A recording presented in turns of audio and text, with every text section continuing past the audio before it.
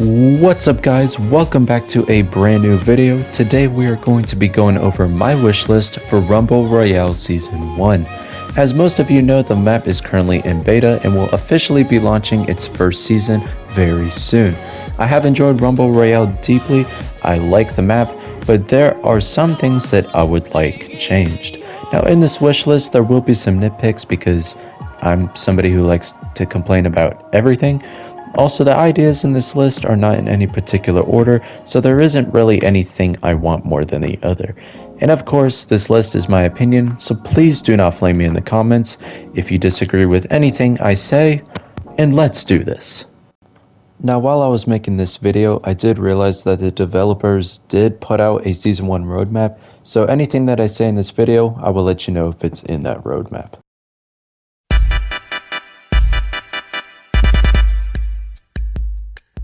Now at number 1, the first thing that I would like in Rumble Royale is a day and night cycle. This is actually something that I've noticed in my first matches of playing Rumble Royale. And while I do love the daytime Skydome in the game, I do feel like the map would look more beautiful and feel more different with the different sunsets, sunrises, and nighttime. It definitely adds more to the map and makes the game more visually appealing. This would also make the island look vibrant and fresh.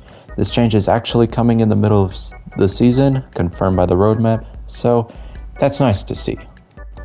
Alright, at number 2, we have adding more changes to the map. While I know Rumble Royale is entering its first season and it's a brand new map for many people, I'd still like to see map changes throughout the season. Maybe not much for Season 1, but definitely in Season 2 and beyond. An issue that I do have with the map is that every location looks the same. Basically, everywhere is like a village with log cabins, which isn't bad, but it doesn't feel as exciting to land at the POIs. Really, the only location that is different from the others is the fortress. Now again, this is Season 1, so I'm not going to complain too much, but I would like at least to see a new landmark being added or another location changed. After that, I would like to see unique and extensive additions to the island, except for Moisty Town. Do not lay a finger on it. Now I do know in the roadmap the devs are working on changing the foliage on the map, so that's something. At number 3, we have our first nitpick. Add sound effects to the blimp. Either my audio is trash or there's actually no sound, because I cannot hear it. Fix it. At number 4, I would like to see new changes to the loot bunkers.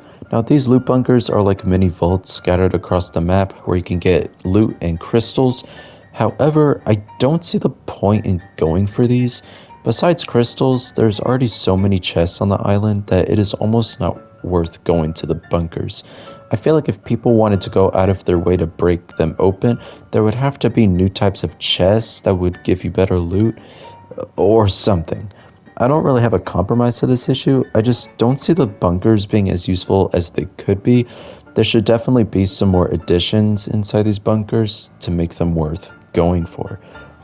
This also leads into my number 6 spot, which is kind of weird, I'm gonna be honest, but it's changing the classes. Now while I don't mean getting rid of these classes completely, I recommend adding more to people spend on crystals. The 4 that we have right now feel kind of boring. I feel like in the future we should have classes that really spice up the gameplay, like getting a sword or a custom weapon when those arrive at some point.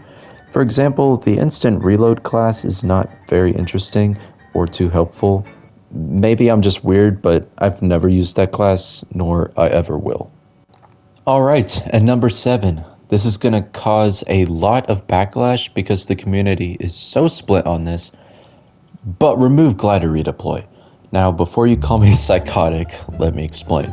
I do think glider redeploy is useful because it can get you out of certain situations, and the obvious, which is mobility. However, I think it is really annoying when you're just minding your own business or have just finished a fight with somebody, and some dude just pulls up on you with little time to react.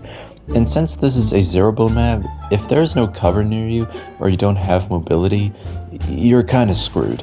Now, like I just said, there is ways to prevent that from happening, but I do think gliding is not necessary, especially in a small island like Rumble. I think a way to resolve gliding is to remove it, and turn on fall damage because there are multiple ways in the loot pool to get around the map.